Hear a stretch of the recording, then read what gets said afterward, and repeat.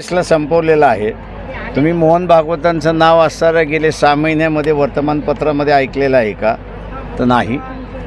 मोदी असणारा अटल बिहारी वाजपेयीसुद्धा होते, त्यावेळेस ते असणारा संघ कार्यालयात येऊन जात होते। पण माझ्या माहितीप्रमाणे मागच्या 5 वर्षामध्ये नरेंद्र मोदी एकही दिवस संघ कार्यालयामध्ये आलेले नाहीत, किंवा ज्या वेळेस मोहन भागवतांनी त्यांच्याकडे वेळ मागितली त्यावेळेस ती वेळही दिलेली नाही, अशी असणारी परिस्थिती आहे। त्याच्यामुळे मोदीने संघही संपवला, भारतीय जनता पक्षही संपवला, फक्त झेंडाही संपवला, पण निवडणुकीसाठी चिन्ह राहतं, ते चिन्ह फक्त ठेवलेलं आहे। अशा ह्या परिस्थितीमध्ये पक्ष टिकले तर देशाचा एकोपा टिकतो, अशी असणारी परिस्थिती आहे।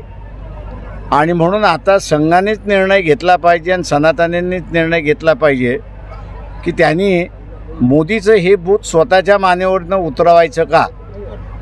मी आवाहन केलं आहे की त्यांनी त्यांच्या मानेवरती बसलेलं जे भूत आहे ते आम्ही उतरवायला निघालेलो आहोत, तेव्हा संघाने त्याच्यामध्ये मदत करावी, हे आवाहन आम्ही केलेलं आहे।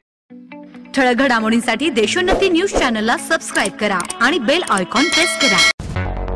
मुंबई, पुणे, नागपूर, मराठवाडा असो का विदर्भ, राजकीय, सामाजिक, शैक्षणिक क्षेत्र असो का क्रीडा, सर्वच घडामोडीचे विश्लेषण पाहायला विसरू नका।